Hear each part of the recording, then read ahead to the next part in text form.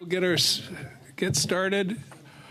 Welcome to meeting number 83 of the House of Commons Standing Committee on Science and Research.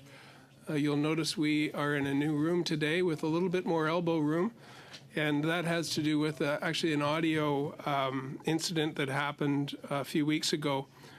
Just to remind members that we have to watch out for our interpreters and to keep our headphones away from the microphone, and also we're more spaced between each other so that our headphones don't interfere with our neighbors' microphones as well. As indicated in the communique from the Speaker to all members on Monday, April 29th, these measures have been taken to help prevent the audio feedback incidents. All earpieces have been replaced by a model which greatly reduces the probability of audio feedback. The new earpieces are black in color, whereas the former ones were gray, and only use the black approved earpieces. By default, all unused earpieces will be unplugged at the start of the meeting. And when you're not using your earpiece, please place it face down in the middle of the sticker that is in front of you at your desk. Consult the cards on the table for guidelines to prevent audio feedback incidences. And also the room layout has been adjusted so that we can also help reduce the risk on people that are using earpieces, including our interpreters, but also including us. So we want to conduct our business without interruption and to protect the health and safety of all the participants. And thank you for your cooperation. Health and safety is first and foremost what we have to pay attention to. Today's meeting is in a hybrid format for those participating virtually. I'd like to outline a few rules. To speak in the official language of your choice, and interpretation services are available for the meeting. You can choose at the bottom of your screen whether to have floor, English, or French, and if the interpretation is lost at any time, please inform me and I'll immediately suspend the meeting until it's restored. Before speaking, wait until I recognize you by name. If you are on the video conference, just click on the microphone icon to unmute yourself. When you're not speaking, your mic should be on mute. And a reminder that all comments by members should be addressed through the chair. With regard to a speaking list, the clerk and I will do our best to maintain the consolidated order of speaking for all members, whether they're participating virtually or in person. And we may have a group of students join us from Havergal College in Toronto, so we'll welcome them when they come, if they come. These are open meetings to the public, and we welcome anybody interested in science or interested in democracy to come and see what we're doing. Pursuant to Standing Order 10831 and the motions adopted by the committee on Tuesday, January 30th and Thursday, February 15th, 2024, the committee resumes its study of the distribution of federal government funding among Canada's post-secondary institutions. It's now my pleasure to welcome from Conestoga College, Institute of Technology and Applied Learning, Dr. Michel Chrétien, Vice President, Research and Innovation. From Loyalist College of Applied Arts and Technology, we have Dr. Carrie Kramp, Senior Scientific Manager, Applied Research and Innovation, and Dr. Kalina Kamenova, Director of Applied Research and Innovation. And online we have from Okanagan College, Dr. Neil Facina, President of Okanagan. So welcome to all of you. Thank you for preparing to be with us this morning. You each have 5 minutes for your remarks, and we will start with Conestoga, with my next door neighbor, and where two of my daughters graduated. Over to you, Ms. Chrétien. All right, thank you very much. Good morning, Mr. Chair, members of the committee. As noted, my name is Michel Chrétien, and I'm the Vice President, Research and Innovation at Conestoga College. So I'd like to begin first by thanking this committee for undertaking this study on the allocation of federal research funding and for all the work that you're doing to ensure that Canada's research ecosystem remains vibrant, diverse, and world-class. I'm really honored, honestly, to have been invited to appear before this committee. So thank you, Mr. Chair and members, for this opportunity. So today, keeping with the theme, I'd like to speak to you about the role of colleges within Canada's research ecosystem through the lens of impact. So impact on students, impact on industry and community partners, and impact on knowledge translation. In Canada, we are rightfully proud of our history of research excellence, but this study provides an opportunity to look to the future and how Canada's research funding dollars can be allocated to best position our country for success. It's also perhaps an opportune moment to reflect on what Canadians expect from federal investment in research.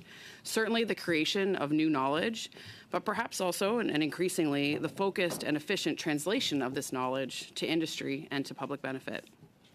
Canada's colleges have strong ties to both industry and the communities that we serve, and we believe that collaborator-driven applied research can empower our partners to create economic and social impact while also providing our students the opportunity to learn in rich experiential environments. A significant portion of our research funding goes to ensuring that students benefit from the experience of collaborative, practical, solutions-driven applied research that creates impact for small and medium-sized enterprises and communities, while also sowing the seeds for a more innovative industry and public sector in the future. So this past year, grant funds at Conestoga supported more than 250 students from 45 different academic programs to engage in research projects at the college.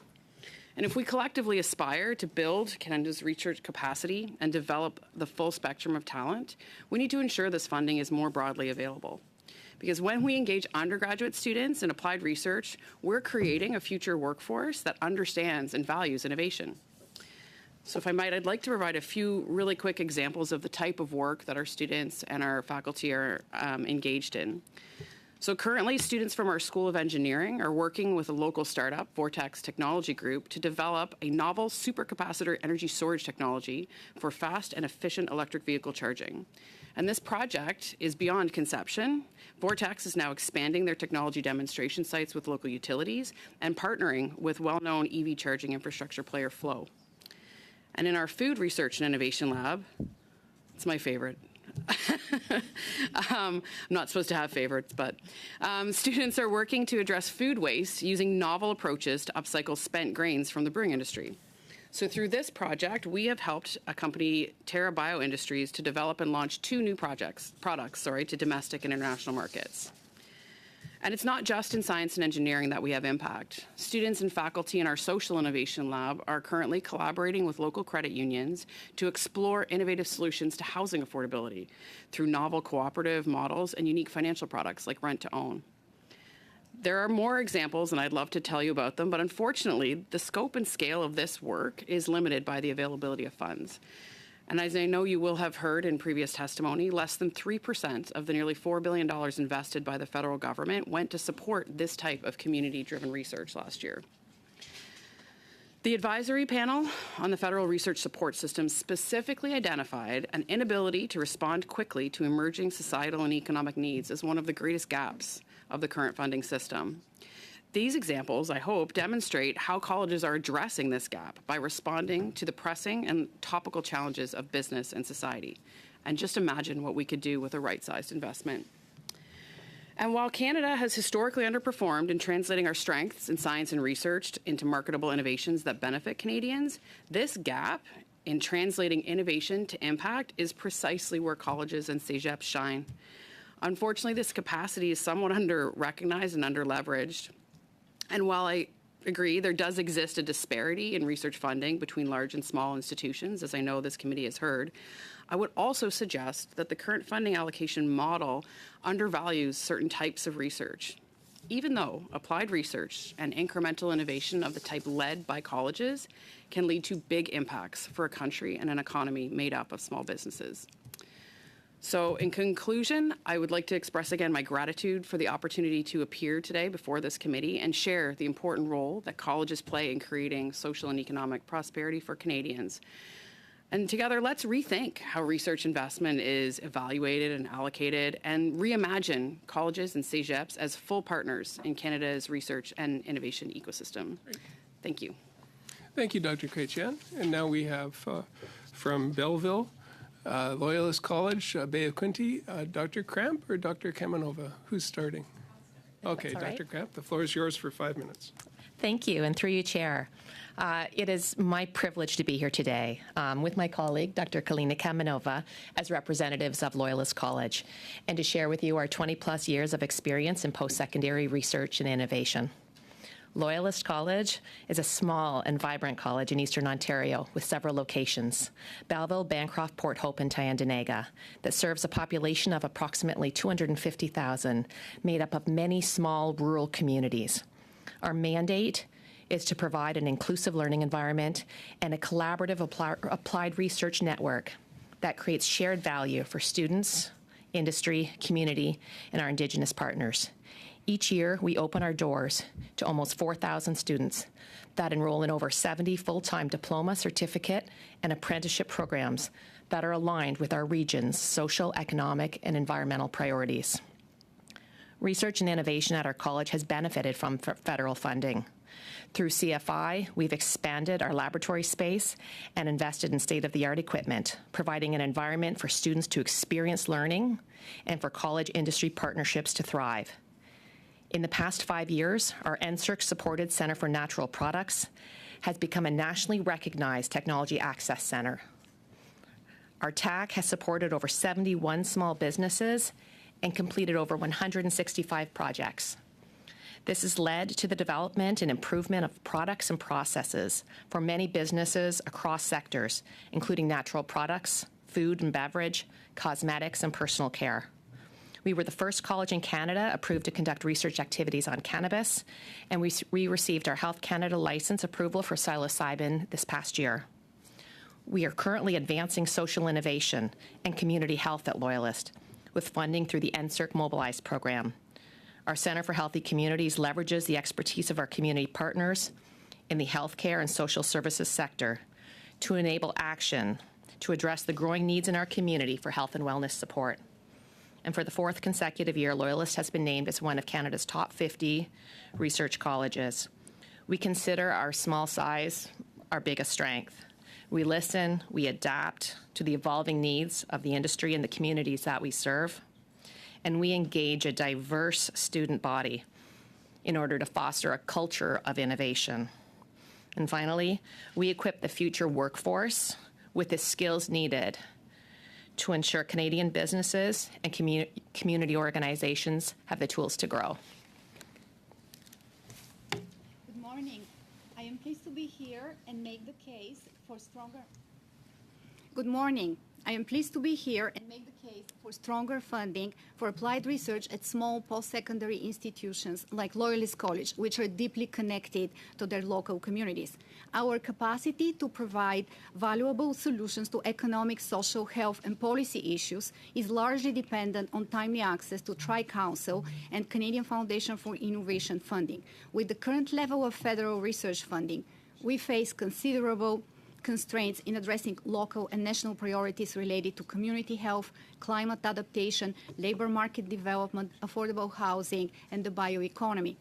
While we recognize the importance of investment in discovery research, we are here to highlight the value proposition of industry and community-driven applied research. At Loyalist, applied research goes beyond serving the immediate R&D needs of our partners.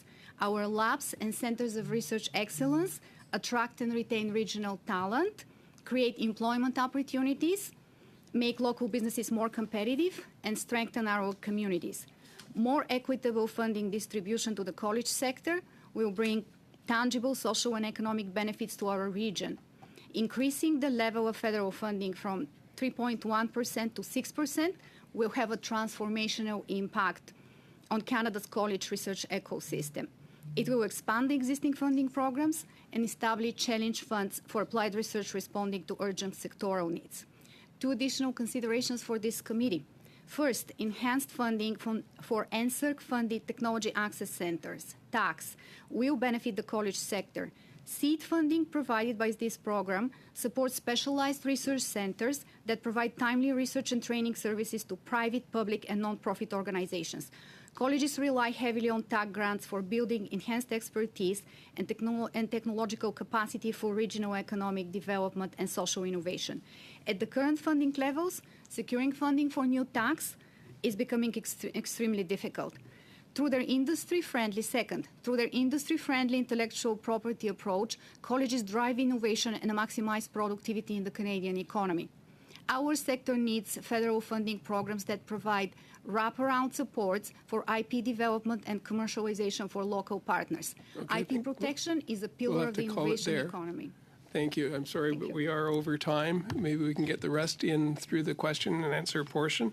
Now we'll go to Dr. Facina from Okanagan College. Welcome. 5 minutes. Bonjour, comme présenté, je m'appelle Dr. Neil Facina, and I am the president of Okanagan College in British Columbia. My route to become a college president is somewhat unusual, having started my academic career in 3 U15 universities, followed by a vice presidency at a polytechnic and a presidency at a research-intensive university. I mention my career path only insofar as it has provided me with invaluable insight into the different and complementary roles of colleges, polytechnics, and universities in the Canadian research ecosystem. Colleges occupy a special space in the post-secondary landscape because we are deeply embedded in the communities that we serve.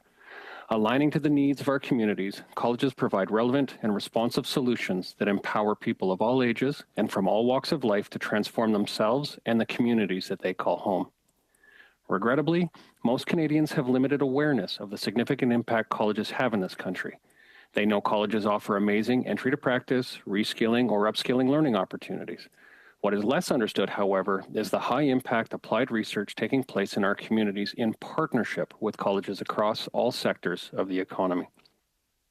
Imagine, if you will, a team, not an individual, of highly qualified professionals and students collectively helping a community, an entrepreneur, a business, or a government solve a real-life problem by applying the same rigorous scientific methods used by scholars throughout the world.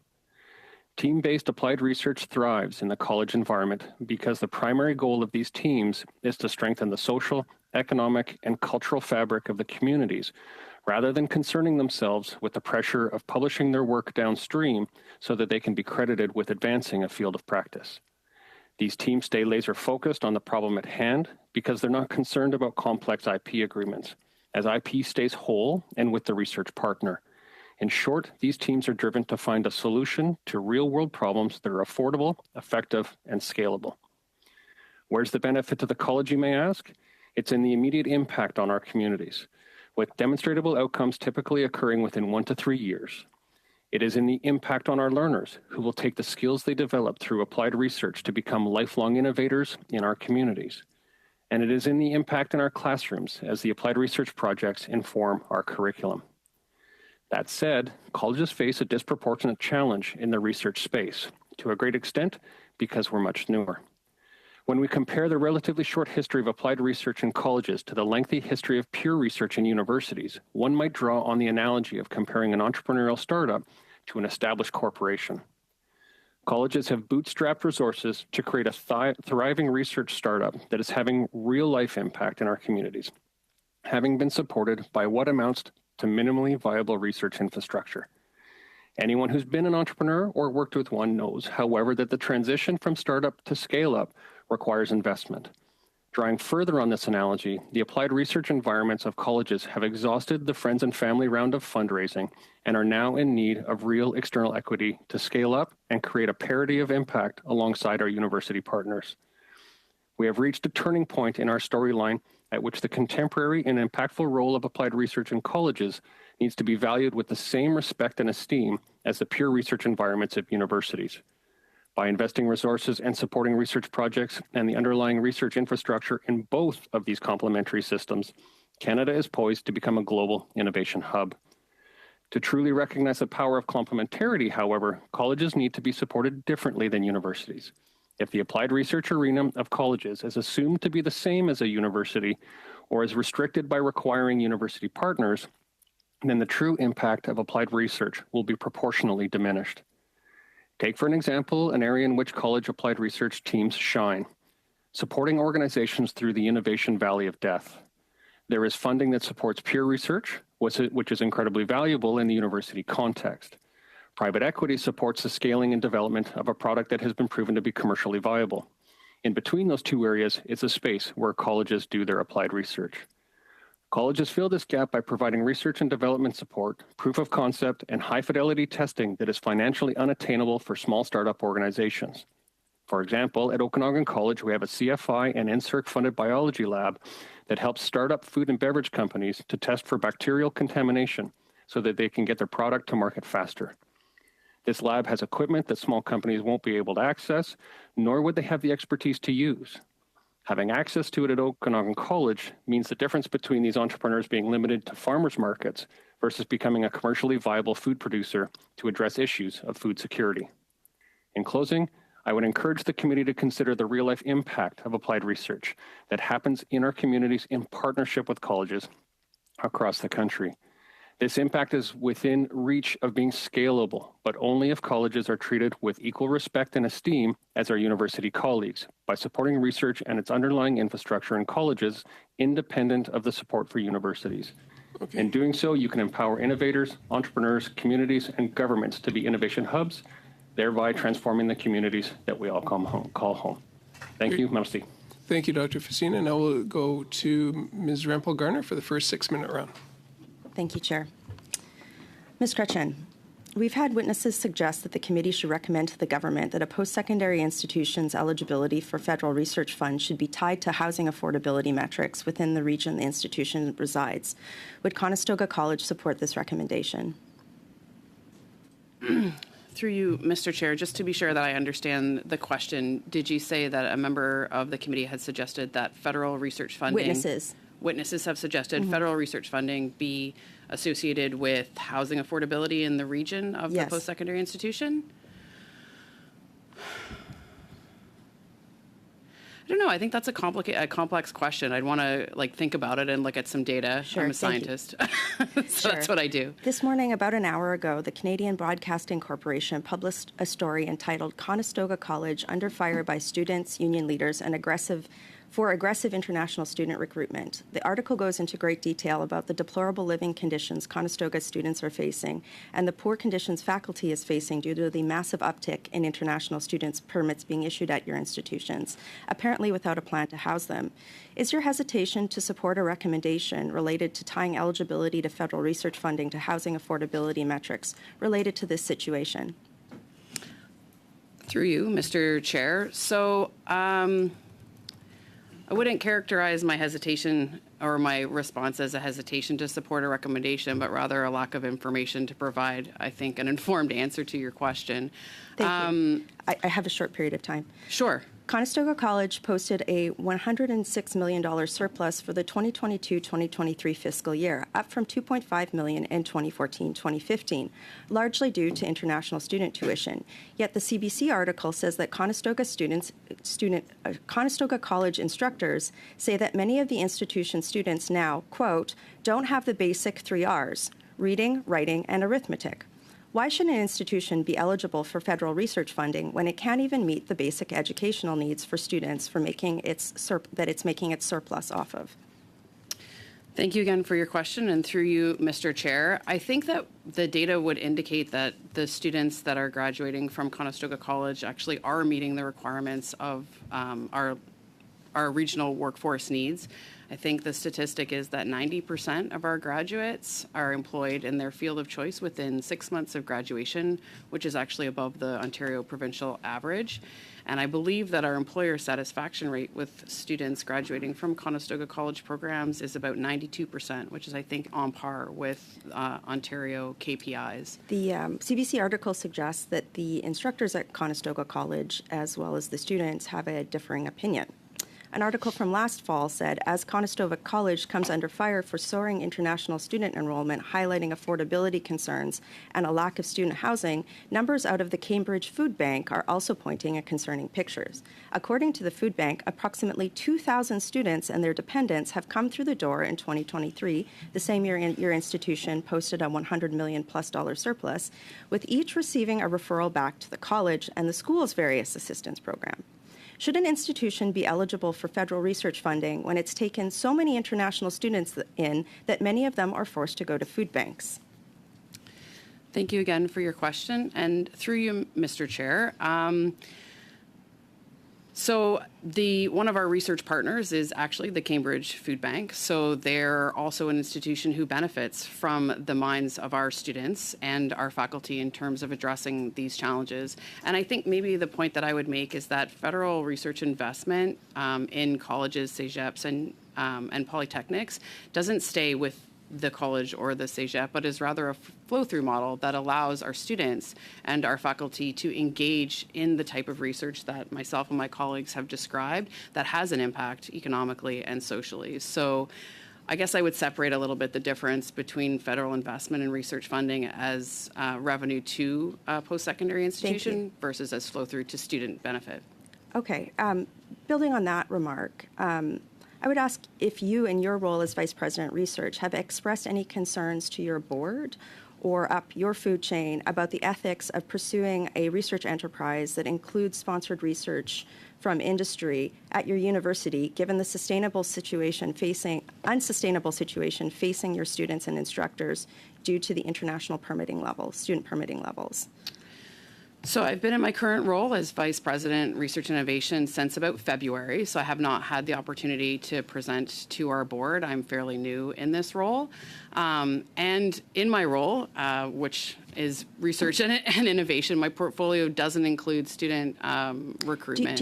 But now, since you're in front of, you have an opportunity, do you think that it is ethical for an institution like yours, where there are so many international students that they can't be housed and 2,000 people are going to food banks, to pursue federal funds, industry funds that are going into the operation of a research enterprise when your instructors and students are saying they either can't afford to live, the student stories in this article are something, and that your instructors are saying that the basic educational needs, it's difficult for them to provide the basic educational needs for these students. Do you personally, in your role, think that that perhaps there's a link here? And I guess building onto that, do you think that there's any reputational risk to federal granting councils to grant funds to institutions like yours when there clearly, in my opinion, is an ethical dilemma? Okay, we're unfortunately right at time, but if there's anything in writing, we can accept that into the committee. Now we're going to go to Dr. Jacek for 6 minutes, please. And thank you to all our witnesses. I've certainly been most impressed by the testimony we've heard at this committee from colleges and small universities on the need to look very carefully at the distribution of federal funds. I think the benefits of applied research have been made very clearly, the benefits of retaining local talent, allowing small businesses within the communities to thrive through the products that are produced. So, having said that, I think I'll start with Dr. Facina. You made reference to supporting colleges differently. So in a practical sense, do you have some suggestions as to how the tri-councils should actually look at funding when they look at applications coming in from across the spectrum, from U15, from small universities, from colleges? What sort of criteria should they be looking at when they decide on their allocation of funds? Thank you, Dr. Jacek. In terms of some of the allocation considerations, I would suggest the idea of understanding what the institution spends on its underlying infrastructure to support its applied research versus its pure research environment, recognizing and going back to my comment that many colleges and polytechs and CEGEPs have had to effectively bootstrap those resources together with minimal funds coming from a tri-council environment. I think you'd be surprised at how little some of the colleges and polytechs are spending within that underlying infrastructure space. So I'd probably stop there. You gave the example of the lab where small businesses can come and test. Where did that funding come from again? I think you mentioned NSERC, but maybe you could elaborate on how that came to be. You bet. So just over 5 years ago, Okanagan College was granted an NSERC and CFI-funded Technology Access Center, as referred to by one of my colleagues.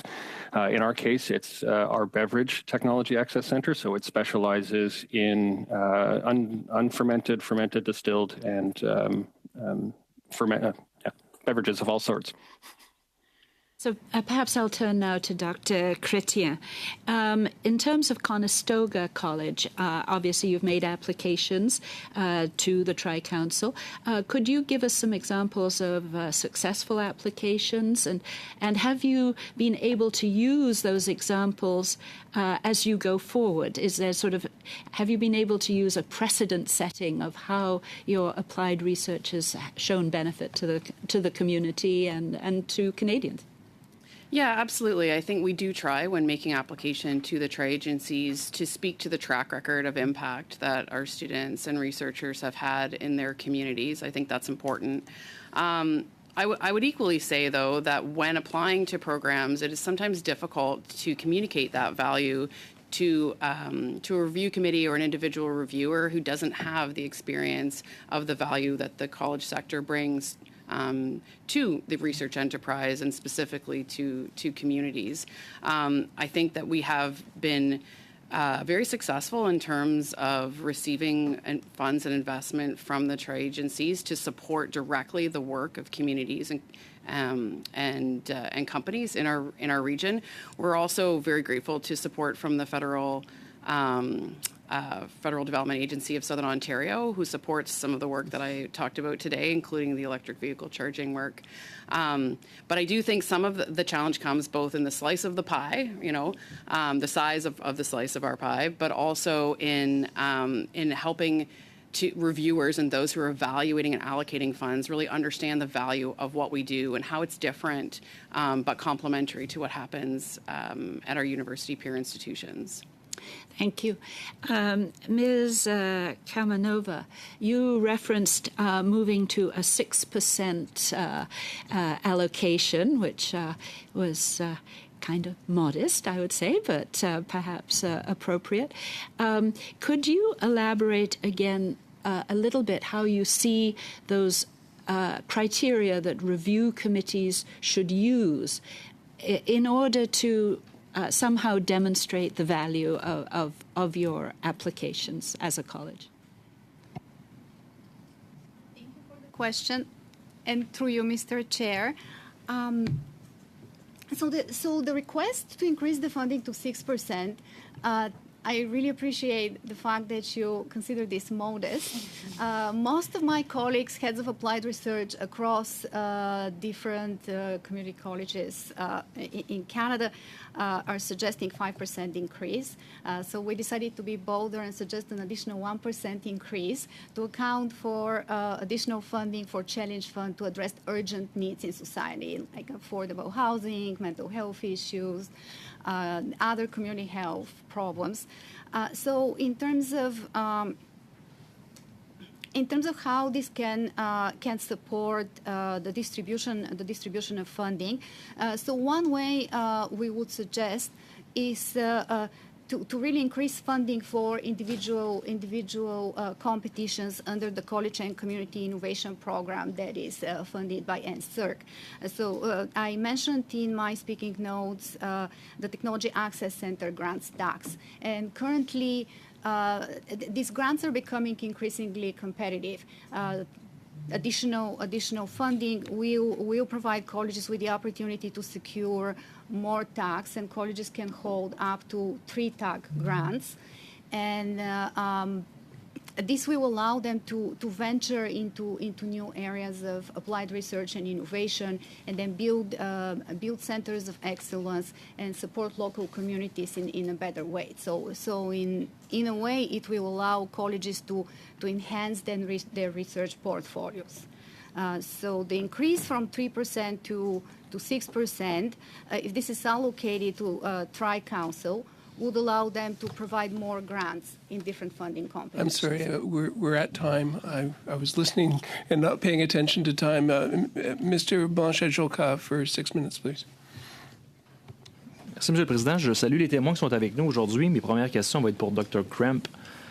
Dr. Kramp, j'ai bien entendu dans votre allocution, vous mentionnez que le collège, votre petit collège en termes de taille d'organisation, sa force justement. Small. We don't have translation service. If we could have translation, please, on French to English.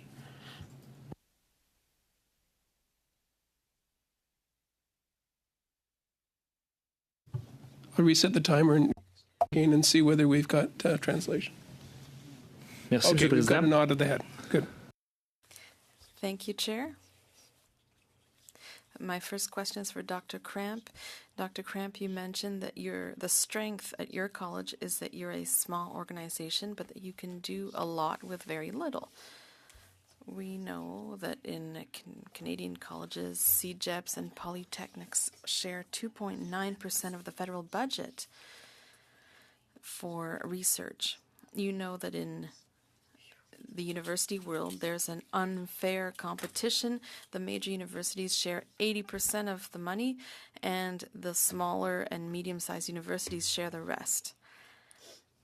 I'd like to know, from your point of view as a small college, do you see that you have to compete with colleges that are much bigger organizations? And I could give you examples of colleges that have even more research programs than universities in Canada.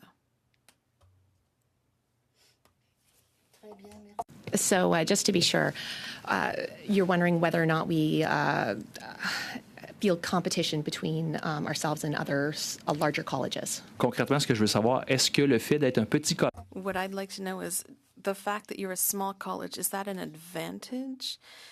Or does it favor bigger colleges that can have find more funding, even though less of the pie is devoted to those colleges? The fact that you're a small college, is that a disadvantage? Okay. Thank you for the question. And through you, Chair, I believe being a small college, that's an advantage to a certain extent. We have an ability to be agile and to adapt and evolve quickly. And I think this is really important, especially when we're talking about applied research. When you're working with industry, my experience is they want it yesterday. As the sector changes and something new has evolved and we need to shift gears, that is where the advantage of a small college comes into play. In terms of, I want to make sure I answer the second part of the question. Oui, j'essaie de bien comprendre sur la. Yes, I'm trying to understand your financial capacity, which is limited at your organization. What could you do with more money? We know, of course, how important applied research is in Canada. Fundamental research is very important, but applied research is also extremely important. So with only 2.9%, is there a limit to what you can do? Yes, with 2.9%, there is a limit to what we can do. What could we do with more money? I would start with students. That's why we're here. We could provide more student experiential learning opportunities. We look at as little as $15,000. That would hire a student for the summer. These are real examples of experience that make a difference, that make students' skill set, they're graduating with a credential, but when they're involved in applied research, they get that hands-on learning, they make the network to industry, they get the critical skills. When you're called for reference, and they're asking about a student. What they're asking is not necessarily what grade did they get in organic chemistry. They're asking about, were they able to work as part of a team? How are their communication skills? It's these skills that are reinforced, these intangibles that are reinforced through applied research. So I would say, first of all, students. And second of all, I would say our ability to serve, what we could do with more money. We live in a rural environment, our space. And there are a lot of underrepresented groups and small businesses that are having challenges as they move toward or are interested in innovating and developing new products.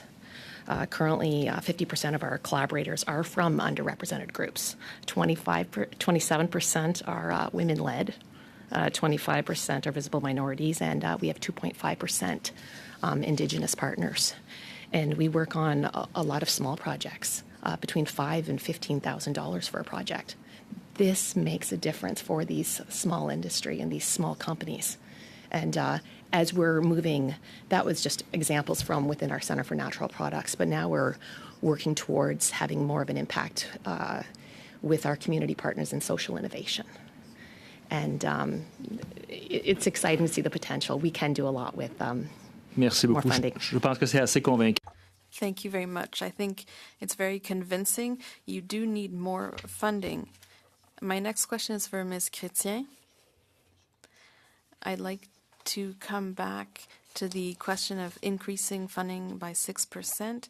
Now, I understand that at the moment, that percentage, a big percentage, is given over to research in major universities. Do you have any data or any research to explain why choose this figure of 6%?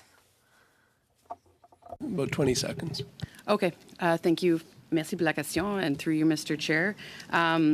The selection of 6% or 5% has been advocated by some of our associations, like Colleges and Institute Canada, I think is a reflection of a balanced approach.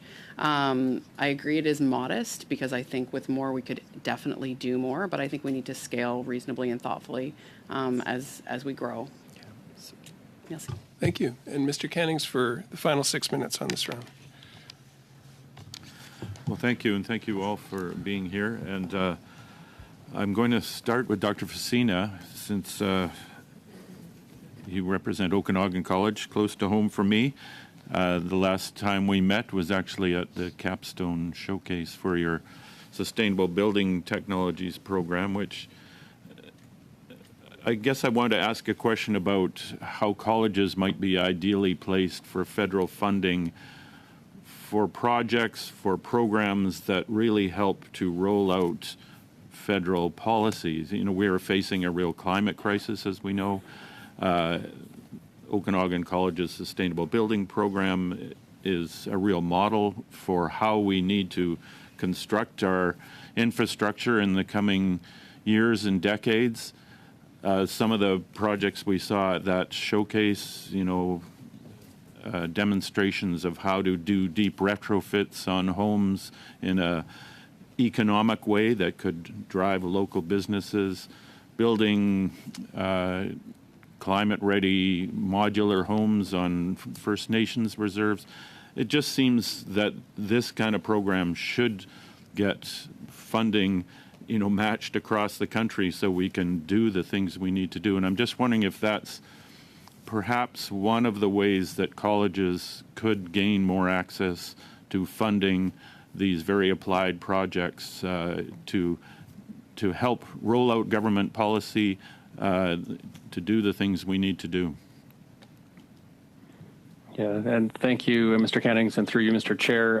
Mr. Cannings, I couldn't agree with you more around colleges being poised to be able to make federal policy or societal direction happen very quickly and actively. As you highlighted within our Sustainable Building Management Program, the line between learning and applied research becomes very blurred within a college environment, recognizing that at each turn, our students are looking to have a market impact on the communities that they live in, whether or not that be on a dedicated research environment or in the community learning type environments that they find within their classroom. The instructors equally are ready to have that impact because they're looking for real life experiences for our students so that when they are done, they are effectively career and job ready. And so the further investment of federal research dollars into that applied research, enabling a bit of a bleed between work integrated learning and applied research for community impact, I think is a way that the federal government could find a very quick turn on some of its federal policies. And following up on that, have you been approached by the federal government with the idea of doing some of that work? Is that something that you've heard of in the college environment, the federal government trying to develop broader scale research, applied research to do these things? Is that something that the federal government is involved in? And again, thank you, and through you, Mr. Chair. As one might imagine, college is working with multiple ministries within the federal government, looking to try to connect the variable dots that we have available to us for funding purposes, whether or not it be directed at a classroom type environment or an applied research type environment. And simultaneously looking to make progress with federal ministries on some of these important societal issues. I'd hesitate to say that we're approached directly as compared to we are approaching the federal government trying to tie those dots together. 2 minutes. Okay, thank you, Dr. Facina. I'm going to turn to Dr. Kramp with a similar kind of question. I think you mentioned the word cannabis in your presentation, and I think you have some expertise in that area. And again, we've had, since we've legalized cannabis in Canada, we've had word from the government that they were going to spend some of that, supposedly very large amount of money they're going to get from taxation on research into cannabis. And there seems to have been little heard about that research and whether that money has been spent. And I'm just wondering if you could comment on that and the role that your college or other colleges might have had in that research. Thank you, and through your chair.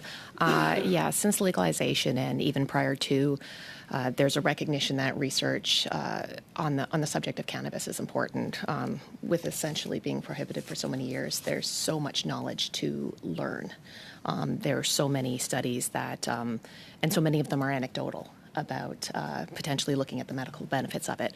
What we have focused our research on, and we've been fortunate to receive funding through, I believe it was through Cardiff College Applied Research Development Fund, to conduct this research, looking at cannabis from a quality perspective, from a consistent, from a safety perspective. These are items what we're able to focus on. In terms of the broader environment, we recognize that more institutions are moving forward with research licenses to investigate cannabis, but there's a lot of challenges to do that.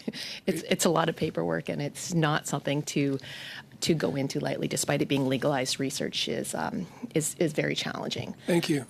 Thank you for the point, and thank you for the questions. Just a brief welcome to the students from Havergal College in Toronto. It's great to have you here and your interest in democracy, and I hope this helps with your studies. Now we'll go to our 5-minute rounds, starting with Mr. Soroka, please. I'm to Ms. Rimple Gardner. Okay. Thank you. I'd like to go back to Ms. Chrétien and the line of questions that I had in the first round. Do you, in your role as Vice President Research, have any concerns about Conestoga College operating a research enterprise given the conditions that Conestoga international students are facing, as well as the issues that instructors have raised in the media?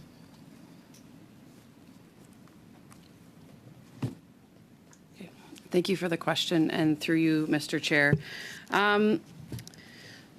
So I think as a human being, I think it's reasonable to find it upsetting when students are having challenges. I've been a student, and I think that our current housing affordability crisis in Canada, and especially in our major urban centers, is unfortunate. And I know that certainly some of the research that we're engaged in is looking at housing affordability and looking at engaging our students, all of them, in identifying innovative solutions to addressing those challenges. In terms of I'm sorry, I feel like I've lost track of your question a little bit. Sorry, would you mind repeating? That's okay. Through you, Mr. Chair.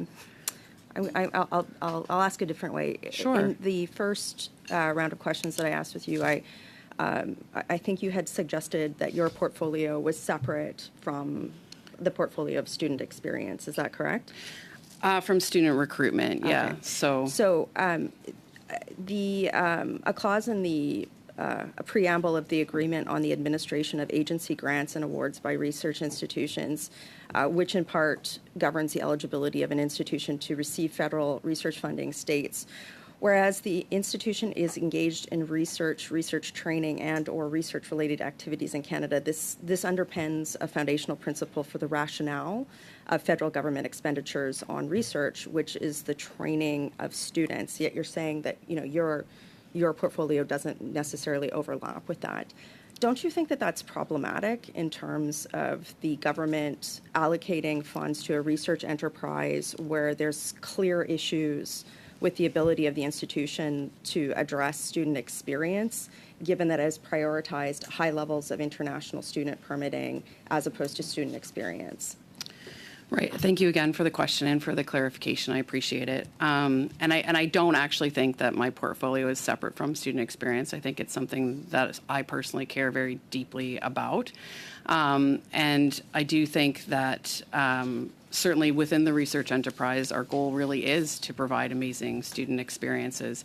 And I kind of go back to the statistics that I shared with you earlier about graduation rates and student employment rates. Do you think there are any issues with satisfaction student rates. experience at Conestoga right now? I think there are issues with student experience probably everywhere, unfortunately. Okay. I can also share that I am also a part-time in the evenings instructor at the college. So I'm grateful to have had the experience of also acting as an educator for students and engaging directly with our students, both domestic and international.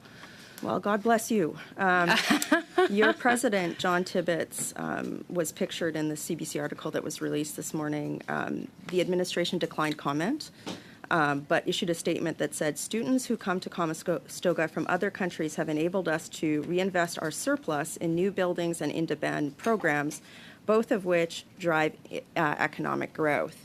An argument for federal research expenditures is often the driving of economic growth, as it should be. However, how can an institution drive economic growth when there's a clear dichotomy between student experience, an institutional surplus, and economic growth? So I think the way that research, and I apologize, I spent most of my time this morning preparing to talk about research and innovation, and I didn't see the CBC article. So I think that the way that applied research drives economic growth is through those partnerships directly with community and with industry, and by engaging, as my colleague from Okanagan so eloquently put it, teams of students and researchers to come together to solve problems. But how can those students come together to solve problems when they can't afford to eat?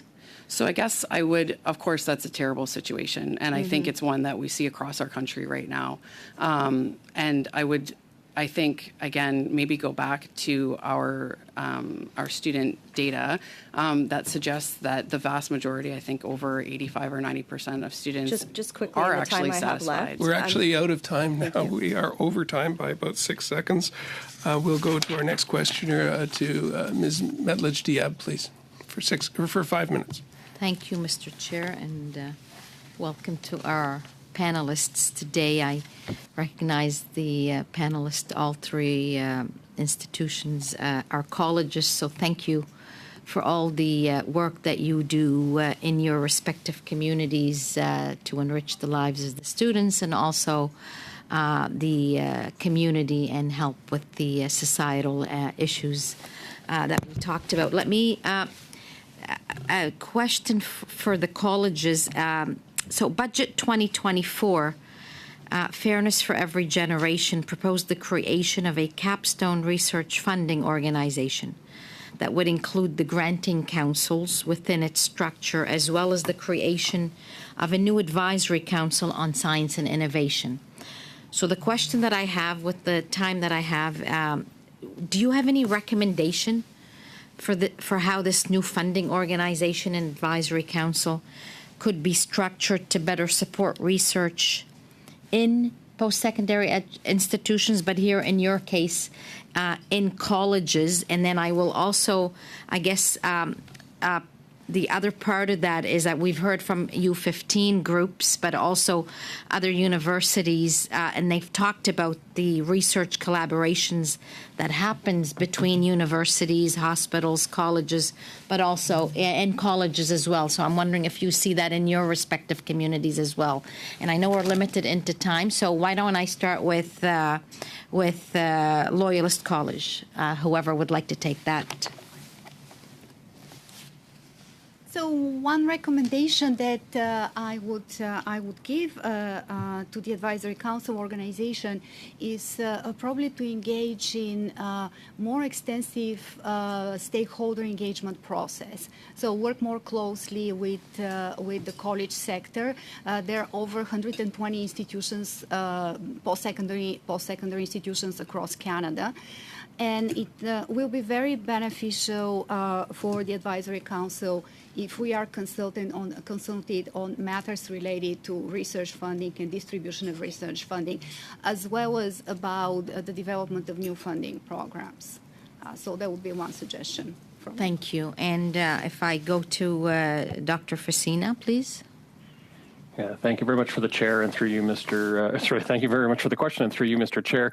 A couple of recommendations as it pertains to the governance of a different approach to that funding environment would be to make sure that the universities, the colleges, polytechs and CEGEPs and industry are all sitting at the table with an equal voice. Recognizing that if institutions are willing to state that they have the partnerships across all three levels, then all three levels having a say should then reinforce the role that each of those institutions has at that combined table. In terms of your question of does collaborative research happen? In our case, yes, it does, between us and the Okanagan campus of UBC in areas like aerospace and robotics. So those partnerships are indeed alive and well producing. I think what I and a number of my colleagues are reinforcing with the committee today is that in order for those partnerships to truly thrive, the colleges, polytechs, and CEGEPs need to be seen with the parity of esteem as our research universities. Thank you very much. And with the remaining, Dr. Chrétien, I'd like your perspective, also having been at Dalhousie University in Nova Scotia and Ottawa and whatever. Appreciate very much everything you've had to say here this morning. Thank you very much for the question. And through you, Mr. Chair, I agree with what's been shared by my colleagues, and I look forward to the creation of this capstone foundation with the hope that it may simplify as well the research funding enterprise and create more efficiency in terms of how funds are distributed. I strongly agree with the suggestion that there be an equal seat at the table for the various institutions that make up the rich fabric of our research and innovation enterprise here in Canada. I think a focus of this new foundation or agency on higher TRL level research, so research that is more applied and mission driven, could be of great benefit to colleges. And briefly to the question of collaboration, yes, as well, we do engage in collaboration with our university partners. And I think the ask would really be around, from a funding agency perspective, to be allowed to lead as well in those engagements, in addition to following and partnering. Great. Thank you. Thank you very much. Thank you to all of you. Monsieur Blanchet-Chilcat for 2.5 minutes, please. Merci, Monsieur le Président. Thank you, Chair. My next question is for Ms. Kamenova. I'd like to hear what you think the federal government could do to give more value to applied research and foster more collaboration between the organizations and respond to the real needs of businesses. Thank you for this question, and through you, Mr. Chair.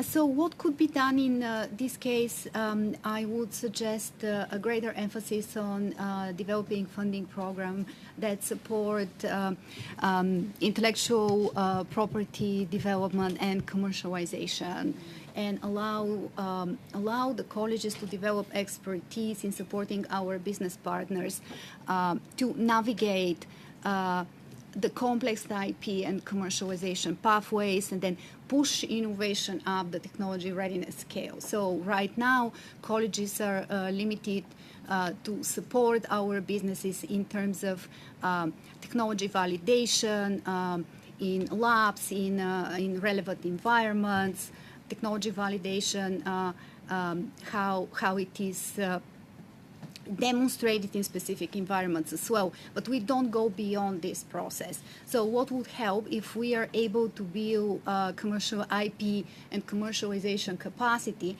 and federal funding can support us in this, then we can support companies with the filing of patents, with the further development of their products, so they become commercialized and reach markets. Merci de votre réponse. Juste pour bien comprendre. Thank you. Just to make sure I understand, do you mean it would be funding that would be earmarked to help you with marketing, or would this also be for innovation? 30 seconds. So I mean funding that would allow us to develop capacity and capacity within the institution, training, and also funding that would support companies to do marketing for their products. And Mr. Cannings for the final 2.5.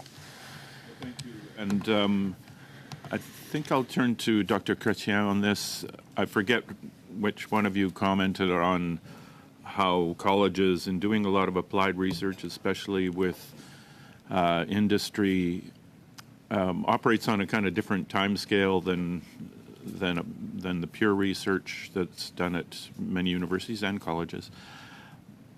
And I'm just wondering if part of this, the solution or part of the plan we should have going forward is to have either adapted programs or new programs that have a different model of, especially time scale and intake periods, so that if some industry comes in with a project they need done right now, there can be applications made quickly. And I'm just wondering if you could comment on that, and perhaps Dr. Kramp as well, but that's my question there.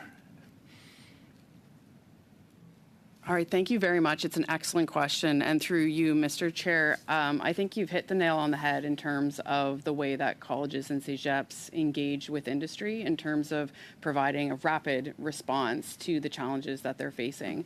So we do currently have some new programming through NSERC that is addressing that. The Mobilize funding that was recently launched, I believe last year was the first round, does provide more flexible funding that enables and encourages the type of rapid response that you're talking about. I would also draw attention to the Technology Access Program, which both my colleagues have mentioned, and I think all three of our institutions are hosts to a Technology Access Center whose specific funding purpose is to provide rapid response to industry, to help us mobilize the resources of students and faculty to serving industry. And so I think, your comments about making sure that we keep that front and center and in mind as we evolve new programming and funding for colleges is really spot on. I'll let my colleagues add anything I've missed.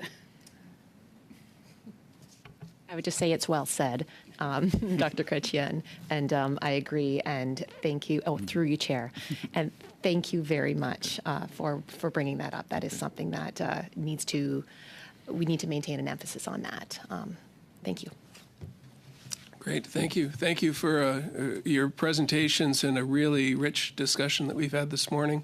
I'm also thinking of the role that colleges play in building homes and in personal support workers and in dental technicians and the earlier learning and childcare. Any of the societal needs that we have, colleges are very instrumental in helping us get to the other side of the challenges. So thank you again for your service. And we're going to suspend just for a minute or two so that we can get our next panel in place. But thank you again to our witnesses for being here today. And any other information you can provide in writing for our study would be most welcome. Thank you. We'll suspend for just a few minutes.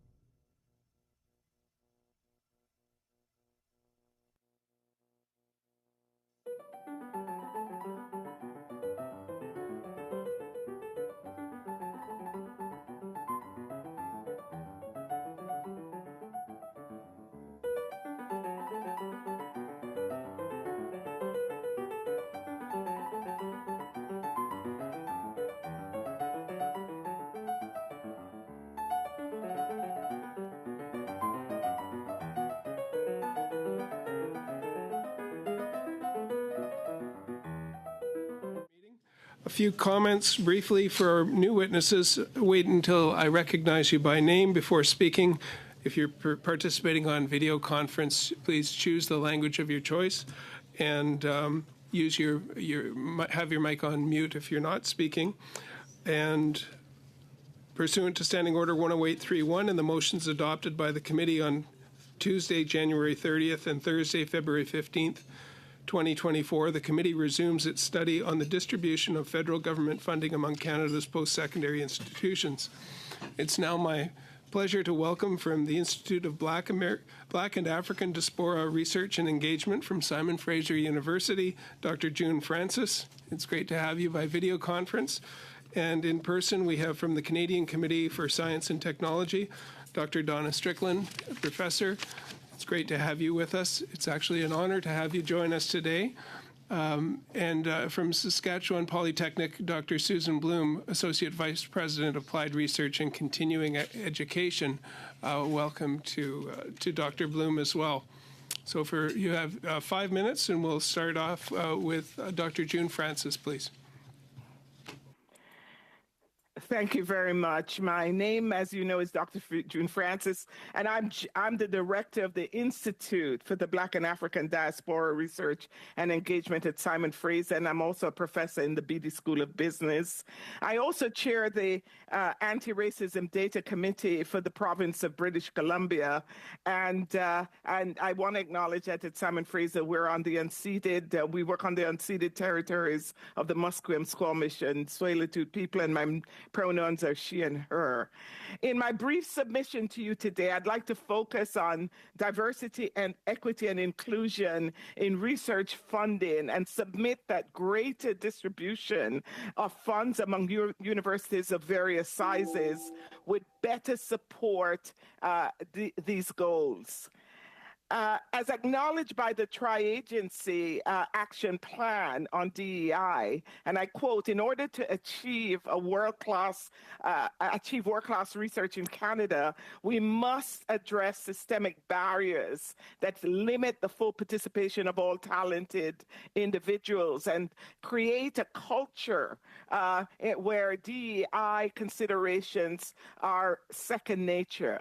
Likewise, the Bouchard report points to the need to improve the underrepresentation and underparticipation of certain groups and encourage diversity across the research ecosystem if we are supposed to address the complex problems that we face that require a broad range of perspectives and experience. And of course, many of you know the Canadian government acknowledged this inequity in the 2022 budget, where it aimed research funding directly at the underrepresentation of Black Canadians in academia. Many universities, including mine, signed the Scarborough Charter on anti-Black racism and Black inclusion in higher education. Again, a commitment to redress anti-Black racism and foster flourishing for Black academics and researchers. And the charter specifically calls for addressing the underrepresentation in funding agencies, including Tri-Council and other federal funding agencies, again, to address Black underrepresentation. But I submit to you that the success of all these efforts, all of them directed at trying to increase the ingenuity and know-how of the broad range of racialized researchers who have to this point been excluded, will only actually work if researchers gain access to research grants to open and lead, in particular, new approaches, sometimes radically new directions in research to fully represent the range of human know-how beyond the Eurocentric paradigms and subject matter that have dominated much of this research. I'll also say briefly that many of the granting-owned agencies, their award support this idea that that racialized people are in fact underrepresented, and we can go into that data if you wish, but I'll submit that we have that data. Let me just say, Black and racialized researchers are not concentrated in U15 universities. In fact, they're fragmented across the research spectrum of universities, and therefore more diverse funding would better address the needs of DEI in research. Innovative approaches such as the Institute of Black and African Diaspora have emerged to support these new directions and to break the stranglehold of entrenched research paradigms. But again, they're not just concentrated in U15 universities. As a Black academic, I can attest to the numerous ways in which large universities have acted to perpetuate and create the very inequities in research we're seeking to address. by their processes, policies, and approaches. So Black and racialized students, I want to also point out, if we want funnels, often start their careers at universities that are closest to them because of a range of factors for graduate work, including financial. And many are often at small and medium-sized universities. Research funding, therefore, to these universities are essential to provide access and support and the mentorship if we are supposed to build a pipeline of future researchers to address this racial equity gap. So in conclusion, a more equitable spreading of research funding beyond U15 universities is essential to support more equitable world-class research in Canada. Thank you very much. Thank you. Thank you very much. And now we'll move on to Dr. Donna Strickland, a Nobel laureate for physics and representing the Canadian Committee for Science and Technology. Thank you very much, Mr. Chair. So as the chair pointed out, I am here as a witness because I represent a group of outstanding scientists from across the country. And our group wants Canada to play a larger role in global research and development because in the long term, this research will produce societal and economic benefits for Canada. And so just to be clear, I am not speaking on behalf of my university or any of the universities where my colleagues work. So we also would like to point out that we do appreciate that this standing committee must have helped convince the government to increase R&D spending, particularly with respect to student scholarships, and we do want to thank you for this leadership. Although we were happy to see that R&D spending was going up, we of course wished to see the Tri-Council funded at least to the level the U15 had asked for, so we could recover the losses from inflation that we have been suffering. But it's certainly a step in the right direction. It is not just about the money, though. What we would also like to see is a scientific advisory group to be formed, as was mentioned in the budget. We would like to have the advisory group be made up of leading Canadian scientists and innovators. Having such a committee of scientists advising the government is done in many countries. President Biden has a President's Council of Advisors on Science and Technology, PCAST, made up of 30 of America's top researchers in science and technology. Frances Arnold, who won the Chemistry Nobel Prize the same year that I won the Physics Prize, is one of the two external co-chairs of PCAST since 2021. One of the key science questions the President has asked PCAST to answer is, how can we ensure the long-term health of science and technology in our nation? This is a question that our government also needs to be concerned about. Science should not be politicized. By its very nature, science has a long time horizon and does not fit into the short timescales of sitting governments, and even less so in industry's quarterly and annual reports. Other countries take the long view, so their children will be better off.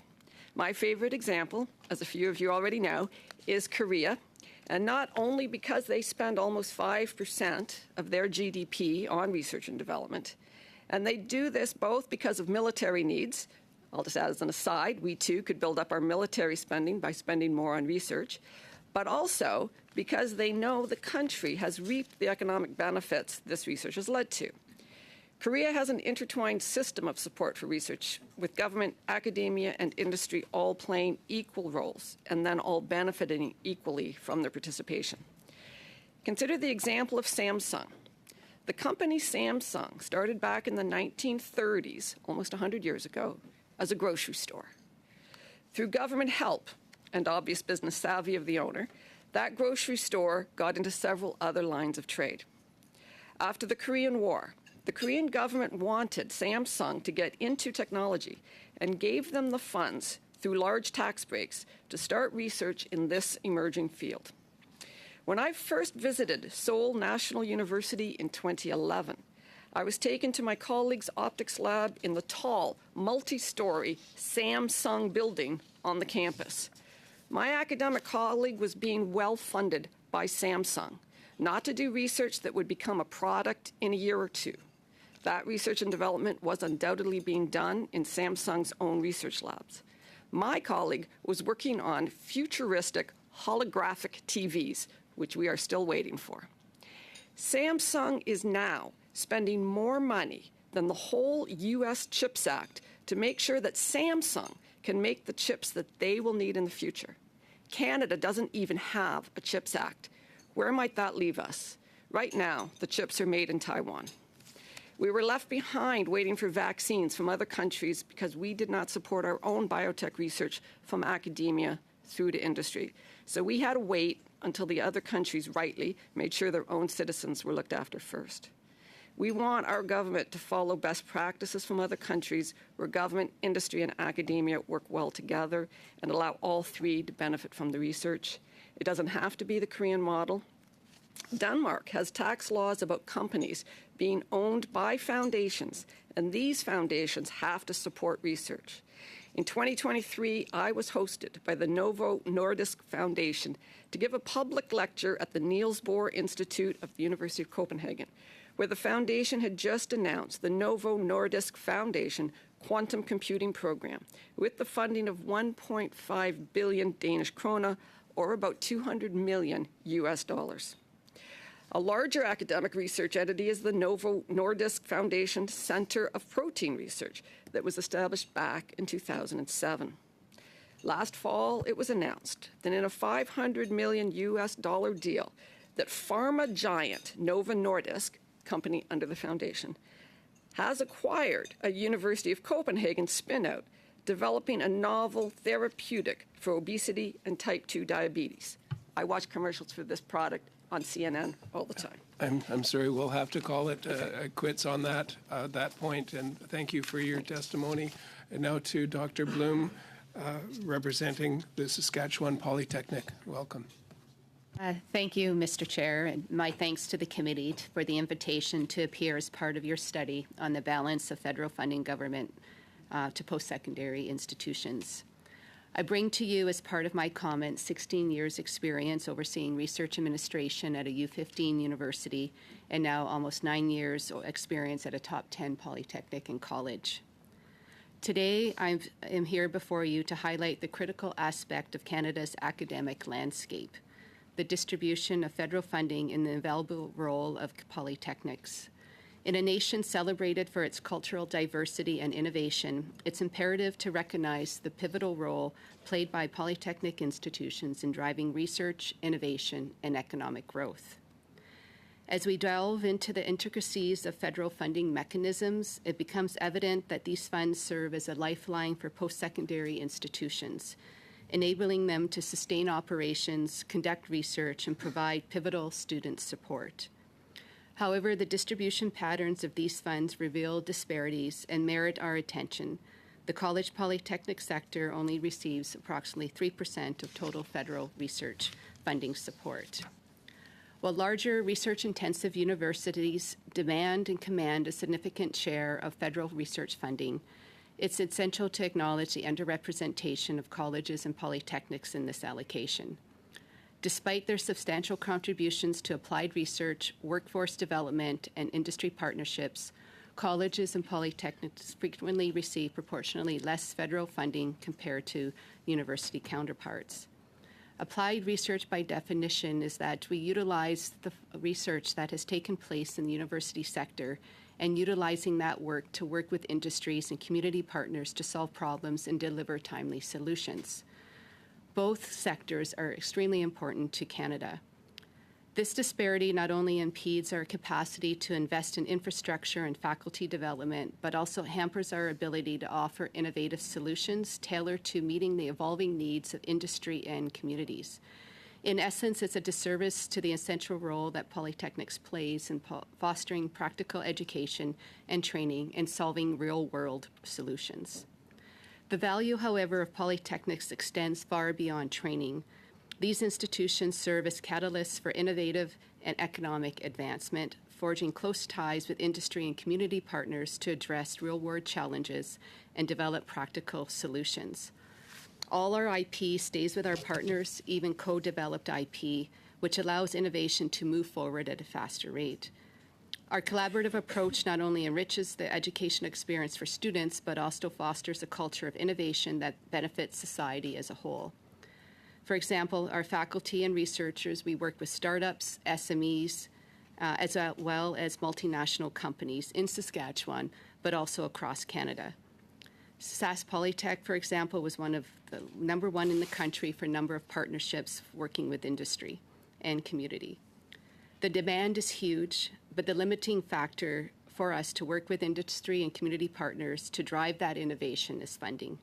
We could do so much more if funding was available to support our industry and community partners to move innovative solutions forward. Furthermore, the impact of polytechnics extends to regional economic development. Through our focus on entrepreneurship and innovation, our institutions stimulate job creation, attract investment, and drive economic growth in our communities. We foster tech transfer and accelerate business growth by transforming research findings into commercial products and services, creating value for both academia and industry. In conclusion, the distribution of federal funding must reflect the diverse contribution needs of Canada's post-secondary institutions. By addressing funding disparities and providing targeted support to polytechnics and colleges, we can enhance access to quality education, drive innovation, and foster economic prosperity across the country. Let us reaffirm our commitment to investing in polytechnics as engines of progress, ensure that they continue to lead the way in applied research, innovation, and economic development for our country. Thank you for inviting me here today, and I look forward to your questions. Thank you all for your testimony, and we're going to go to the first round. I'm going to have to do some trimming and have these 5-minute these questions 5 minutes, starting with Mr. Tucker. Thank you so much, and thank you for both of our witnesses. Dr. Bloom, it was very encouraging to hear that a post-secondary institution in our province of Saskatchewan is, if I heard this right, is number one in terms of partnership with business. How did we achieve that?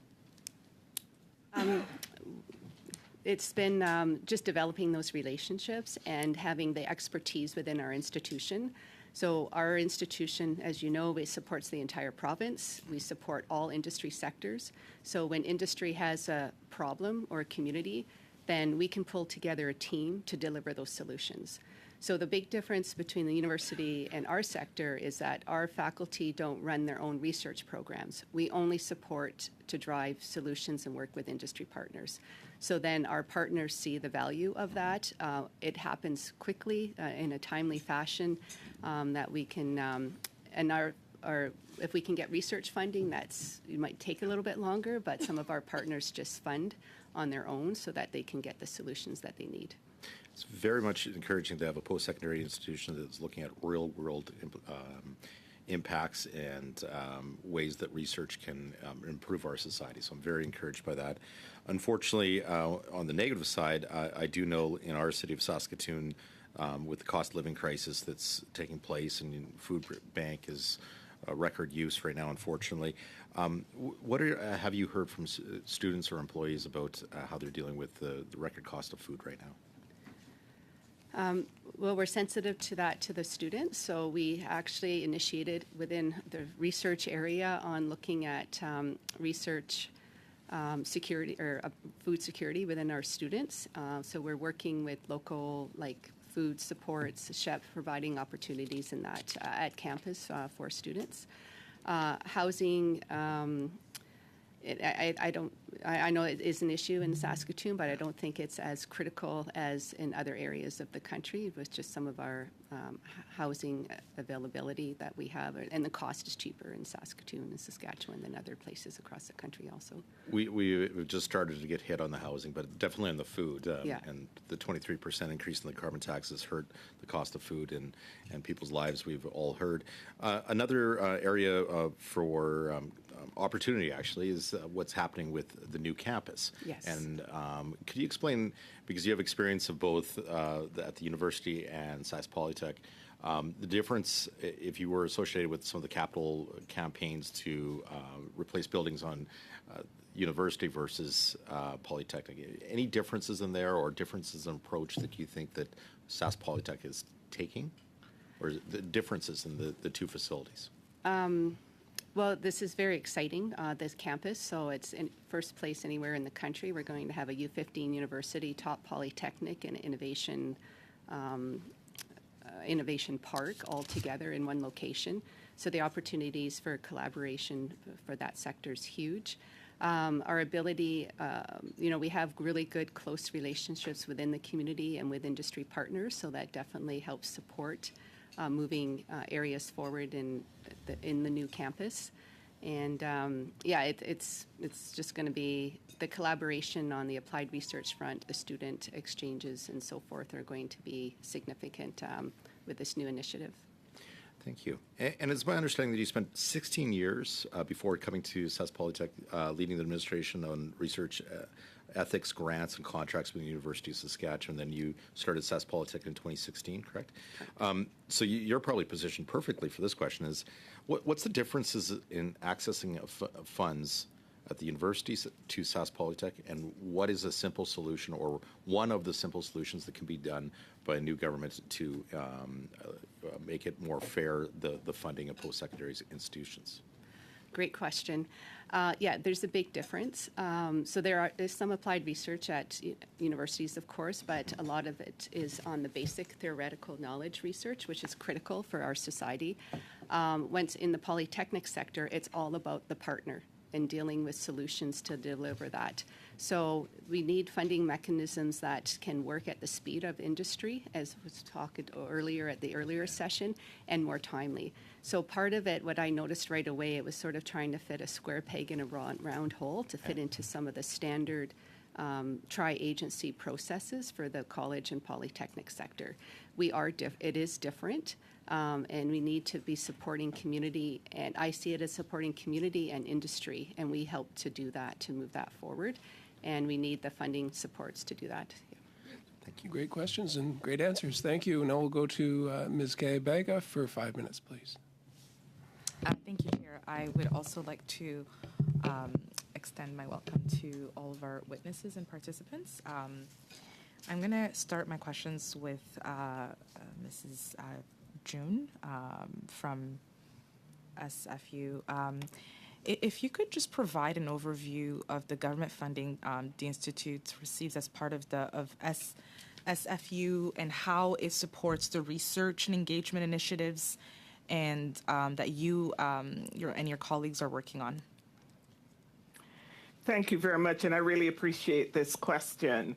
One of the greatest challenges we're facing at our institute is, in fact, funding, grant funding, et cetera. We have startup funding from Simon Fraser University, but in terms of this, the support for the Institute, much of that comes from the researchers' grants themselves, the ways in which researchers have been able to acquire grants. We also let me just say, our Institute was just accepted by the Senate of Simon Fraser University about 2 weeks ago.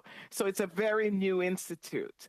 And it in response to the fact that our researchers did not feel well supported, our racialized researchers, our students do not feel well supported in terms of being able to be supervised as students and get access to some of the research topics that they're interested in doing because of the funding deficit. So in fact, what is happening is that in terms of access to research, that is one of our greatest challenges.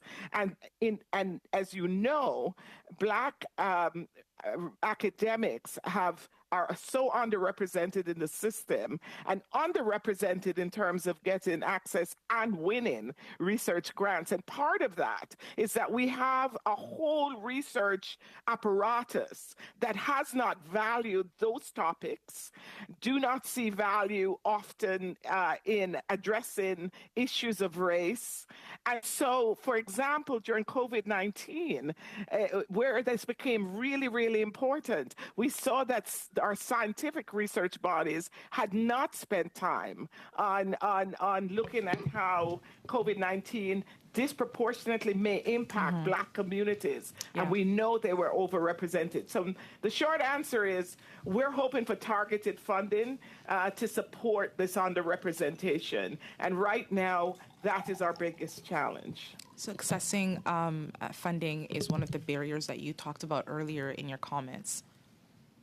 Yes, accessing funding, whether it's individual researchers, as network of researchers, as part of research. Often I'll tell you this, when other people like the U15 reach out to me as part of a research grant, it's often already fashioned. I have very little impact on leading it, on taking it in a direction that would address the real deficit in research know-how that affects Black and racialized communities in this country. So yes, it is a real challenge. No, thank you for that answer. I'm just going to ask Miss. I don't have my glasses on, but I think I saw Strickland earlier in the study. Chad Gayfield, which is the executive officer for the EU15 group of the Canadian Research Universities, he testified to the importance of research collaborations between universities, research hospitals, colleges, and polytechnics and organizations, saying that like research-intensive universities act as a catalyst in Canada's entire diversified research ecosystem. How common are these partnerships? How common are you seeing them? And could you comment a little bit on the statement? 45 seconds. So anyway, because again, I'm not representing the university. I think each type of research has its own collaborations, and so Canada has one big, powerful laser, and all of us who do high-intensity lasers work through that. There will be polytechs involved with that, as well as the universities. We probably would like more colleges, but I don't think any of our colleges do that much optics yet. So I think that we do it. I don't think what we as scientists are more concerned about is that we don't do it in a big enough way to make sure that we can even go global. How would you benefit from that? Well, there's so much research going on in any one of our fields, and almost all science is global. And so when other big players are playing in certain fields, and Canada does not put the research dollars behind it, it's hard for us to get in onto the even bigger systems out there in the world. And so this is...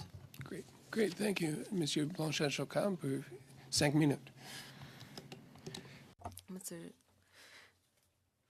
Blanchet-Choquin, 5 minutes. Thank you, Chair. Thank you to the witnesses. I would like to congratulate Dr. Strickland for her eminent career. I know that you received a Nobel Prize, and it's an honor to welcome you here today. Dr. Strickland, I'd like to ask you a question on the way funding is shared. If universities that don't have a prestigious reputation, so in other words, one that is not part of the U15 group, how can we make sure that people who have potential, who have talent, are able to access that funding? If they can't be accepted at a university that obtains a high level of funding, then what can we do? Canadian, Quebec researchers go elsewhere because they can't access those universities in some cases. All Canadian researchers go elsewhere. This is a big problem. This is one of the reasons, getting back, why we need to spend more money, because you can make twice as much money as a grad student at Princeton than you can from any Canadian university. So we're asking a lot of our young and best talented people to say, only for the sake of being in Canada, I will stay in Canada. So this is not a problem of a small university versus a big university. This is just across the board at our universities right now. And so I think that's a shame. But again, I would say that Canada actually is a much more egalitarian system than most others. And we have our tri-councils. We are looked at individually. It's not that our university gets looked at and then we get looked at underneath. I think our tri-councils do a good job with the peer review, and that people have a chance to show off their research. So I think Canada actually does not have an egalitarian problem as much as we just have a way too much low funding problem. Merci. Dr. Strickland. Thank you, Dr. Strickland. We know that funding for research is the crux of the matter. You just said so. Researchers, no matter where they are located in Canada, will leave if they have an opportunity to have better income or access to specific teams of researchers. I have a question about the distribution of funding. Dr. Vincent Riel from the University of Montreal said that simply because a university receives more funding doesn't mean that it is more efficient or effective in its research.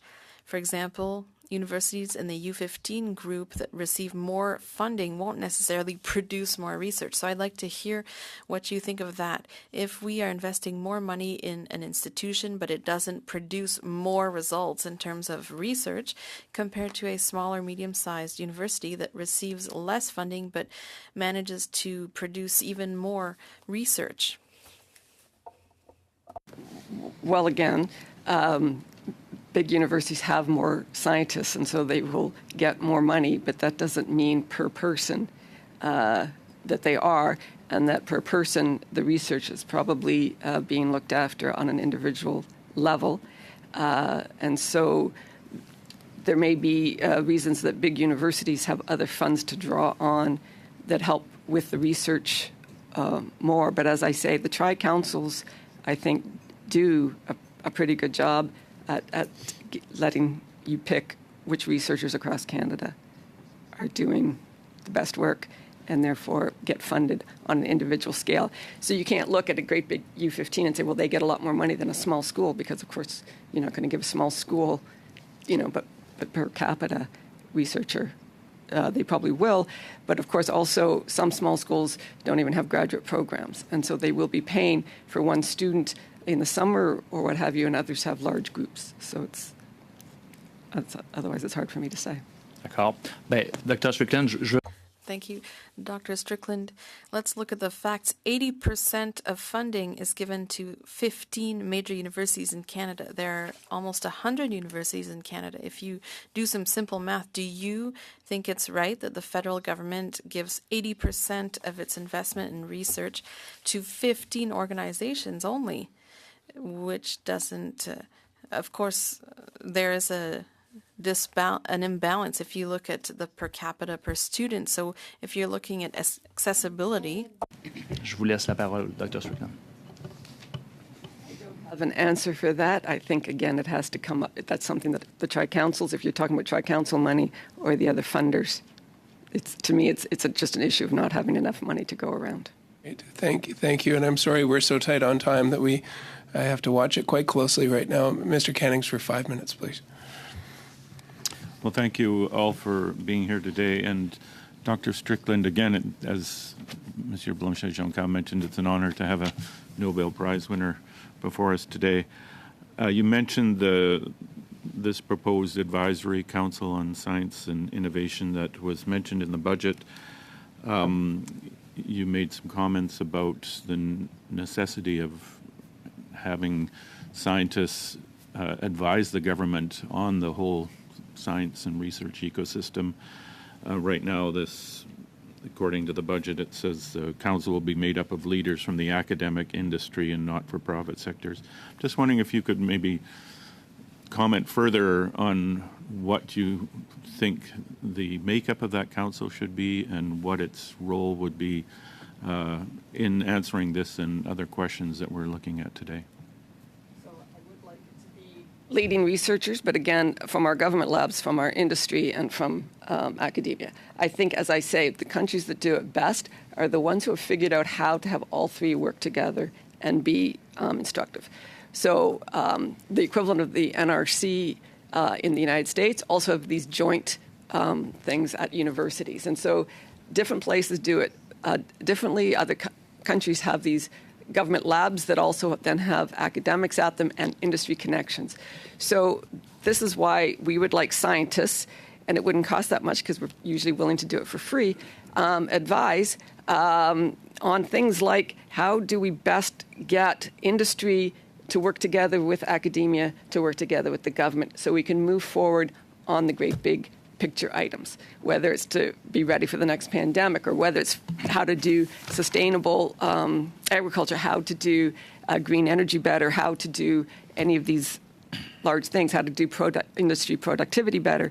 There should be these questions, and the scientists should be asked, because we do go around the world and we do see these other systems, and we could bring this back to Canada and say this is a really good way that other countries have done it. And so I think that's why we think scientists should be at the table advising the government.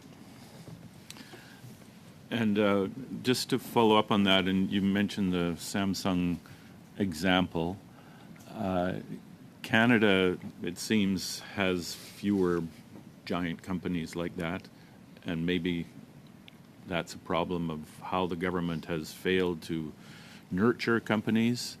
The American example, you know, there's a lot more larger companies in the United States, so they presumably have more money to put to research. How do we get from where we are today to where you want to be in terms of what the federal government can do in allocating funds for research? Well, I think that we have to start looking. So actually, when I started in lasers in the 1980s, the third largest laser company in the world was Canadian here in Ottawa, Lemonix, and we let that go. Mm-hmm. One of the largest communications companies in the world was Nortel. And before that, we said, oh, we have to keep the American car industry here, so we'll invest. But we let Nortel go. Both had 90,000 employees. Somehow, because nobody else but Canada was fighting for Nortel, it wasn't worth fighting for. And so we have to take these gems that are Canadian-born and bred and find ways to invest. And so one of my favorite examples is Bordeaux. The region of New Aquitaine has a president that really sees the advantage and said to me, we can't just keep living off our wine. We are going to invest in science and technology. And not only did they build their own new graduate program for optics, and they put in the small startups with the graduate program there, but they said we're also investing billions to make sure when these companies spin out that they get through that valley of death so that they become big companies. And now the biggest laser company is there in Bordeaux. So there is a way to do it, and we just have to foster it from somebody's lab in an academic setting all the way to the company and get the company big, and then expect and say, we helped you, you help back and make sure you invest again in the academics. And we get the whole loop going together. That's what we need to do. And so, you know, part of that, 20 seconds, oh, I have so many questions. So how can the federal government best, you know, address that, you know, from here in Ottawa? Well, I mean, I know that a lot of the small high-tech companies wish that we had a small business loan like they do in SBIR, it's called, in the United States. That could help so many people. They get grants then to get up off the ground. But there's also then grants in order to make sure that they do get through that valley of death, and so they become a larger company. But we do have to make sure that every time they're lured to California, we have a budget to say, stay in Canada. Great, thank you. Big topics and little time. But thank you very much for getting that in. Now we'll go to Mr. Lobb for, I think we'll do 4 minutes, 2 and 2 to bring us to the end of the meeting. So Mr. Lobb for 4 minutes. Thanks, Mr. Chair. Thanks for all the witnesses to be here today. Ms. Strickland, Waterloo's not too far from where I live. I live in Huron-Bruce. The Bruce County's in Huron. Yeah. I was just wondering what your thoughts are, because you have a lot of experience at this. Is the issue we're talking about today, in your mind, is it really an issue, or is it actually an issue? What exact issue? The underfunding to the smaller universities. Do you think that, like, it's fine the way it is, or should there be a change, or, you know, is this committee's wasting their time right now? All I know is underfunding is an issue in Canada. It's small and big. There is nobody that's overly funded when it comes to science. The Canadian scale is way low compared to all of our competitors, and not even all of our competitors, 32 OECD countries. We're racing to the bottom. And so we don't want to be at the bottom of 32 countries. And so I think we can rise all boats by spending more money on R&D. Okay. And if you look at it, is there a case that it could be we're doing a little bit to everybody and we should focus more on certain areas? Or is the model good, it just needs more money? That's right. I think because we do, like I said, we are an egalitarian system.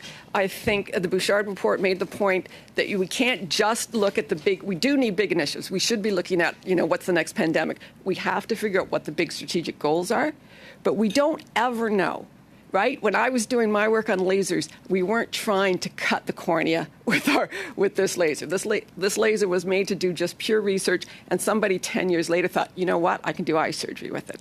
So we want to do everything.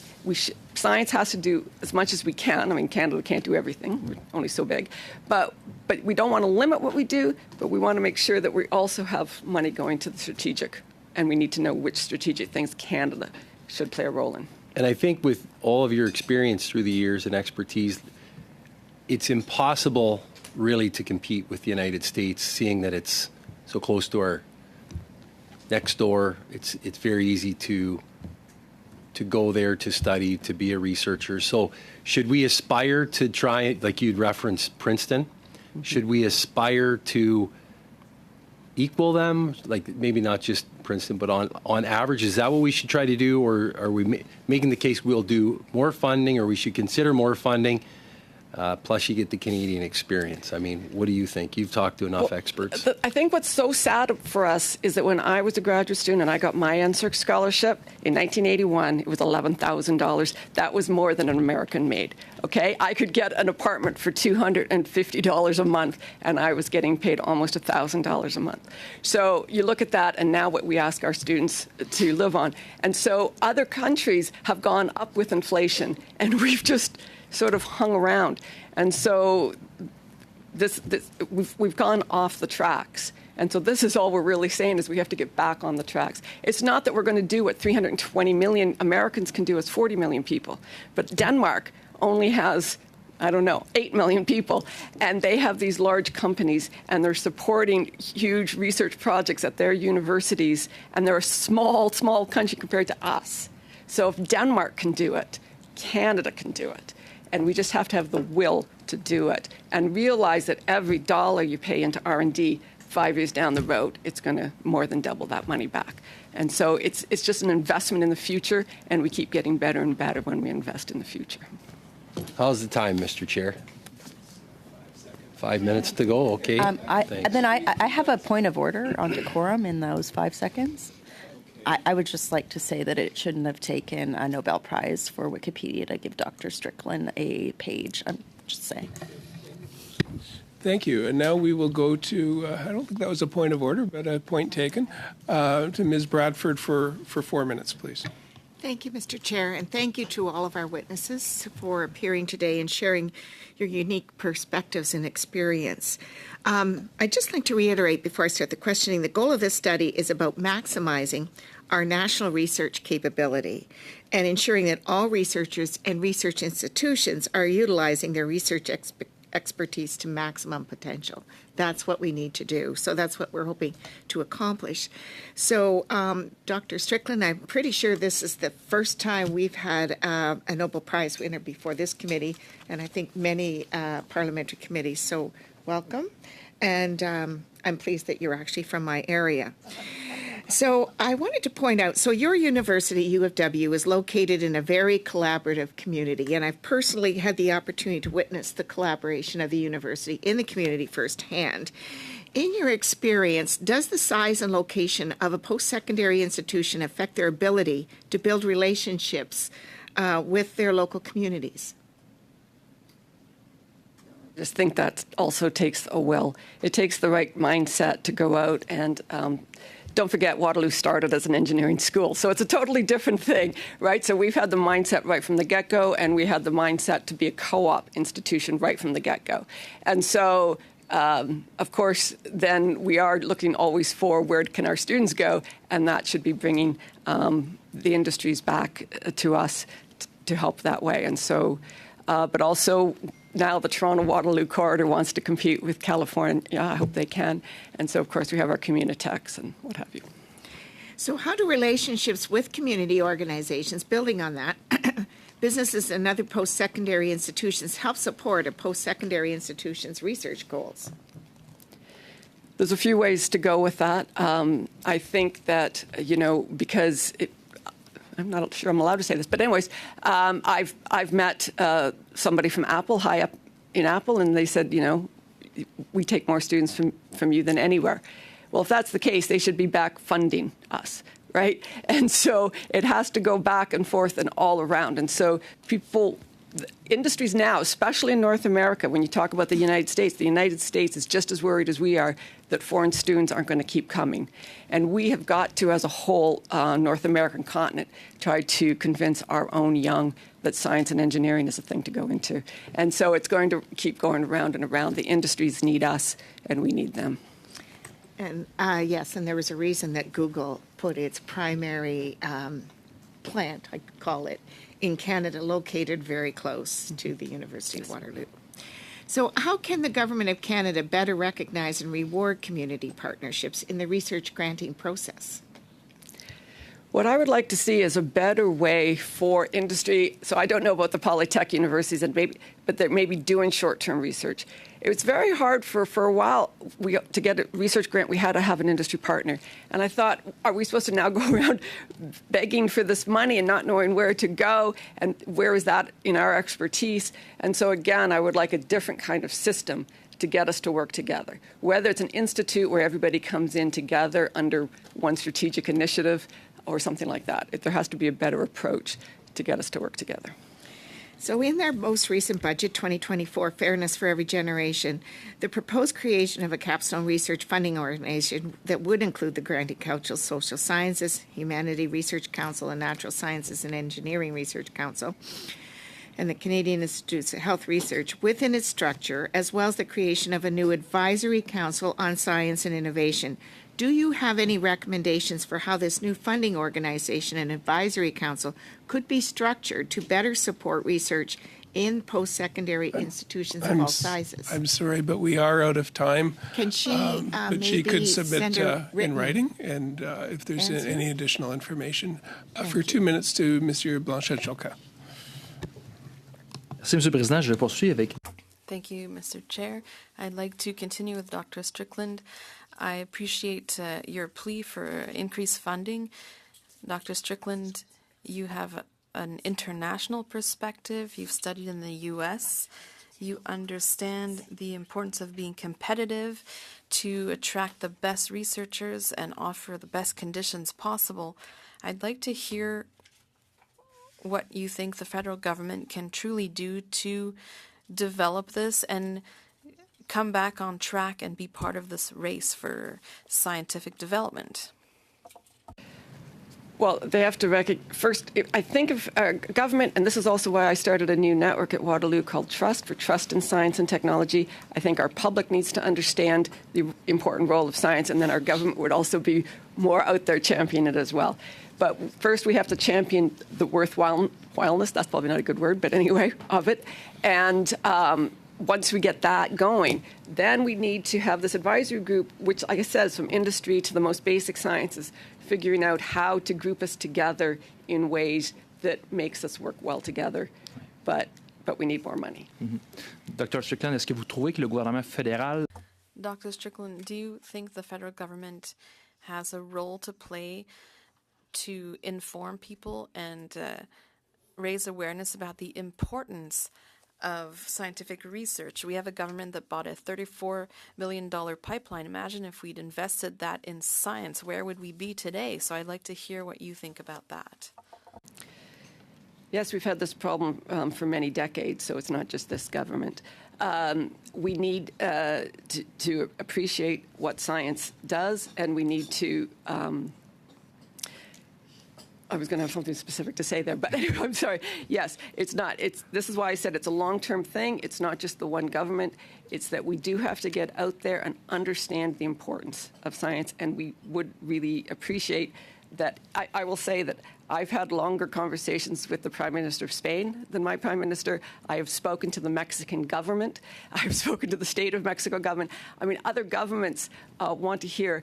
President Macron, I will say, had a 90-minute conversation with his French physics laureates about how to make sure France stays at the leading edge of physics. Thank you. Thank you. And I think that's an indirect shout out to see what we can do in Canada here, or maybe a direct shout out. Mr. Cannings, for 2 minutes, please. Well, I'd like to just continue on that vein. Yesterday I met with the quantum people from UBC, and I must admit I don't understand much about how quantum physics works. But And it's one of those areas where Canada has a real core of top world researchers. We have the same in AI. The government provided some funding for AI in this budget. Is that the kind of funding that would make a difference? The quantum field is, still quite nascent. There's little opportunity for, monetization of that in terms of companies. But is that where we should be concentrating our some of that research funding in these areas that we have a concentration of work? Well, not those two already are amongst the world's leaders. We spend more per capita in quantum than any other country. So let's keep that going and let's not lose it. All right. I think AI we're getting to be stars in. So we have to look in the future then. What's the next one? And luckily for us, we had a billionaire that wanted to start quantum. If we could count on all our billionaires to be science lovers, well, hey, we'd be great, okay? And then our government jumps in when our billionaires do. Maybe if our government started it maybe our billionaires would jump in if our government started it. But this is one of the things for an advisory council. What are the big ideas of the future? But really, I think a lot of us would think that we've got to get vaccines going in this country. I don't know how this didn't happen already. There's other things out there, and we have to think about them and get ready for them. 40 seconds. Okay, just maybe continue with the vaccines again. Peter Cullis, a friend of mine from UBC, was instrumental in the Pfizer vaccine. Is that? That's right. And so he's the one who did the nanolipids, which is how the vaccine gets into us. Okay, it's not the vaccine itself. And yet he couldn't get the funds to start the company to do it and have his own vaccine company or be part of a vaccine company. And so this is why we were sort of stuck waiting. But Pfizer took his technology and ran with it. So the Germans got it, and we waited for it. And so we can't keep allowing these things to slip through our fingers. Right? All our companies shouldn't go to California. Thank you. Thank you very much. And thank you to all of our witnesses for your time with us this morning. Dr. June Francis, Dr. Donna Strickland, Dr. Susan Bloom. Thank you for all you're doing for science in Canada as well. And inclusivity is another issue that I wish we had more time to talk about. But this is the way that the committees are structured. We have a little time for a lot of information. But if there is more information, please do send it in to us. And to the committee on Thursday, May 2nd at 10 o'clock, I'll be tabling our most recent report on the research partnerships between Canadian universities, research institutions, and entities connected with the People's Republic of China. That'll be in the House at House opening on the 10th.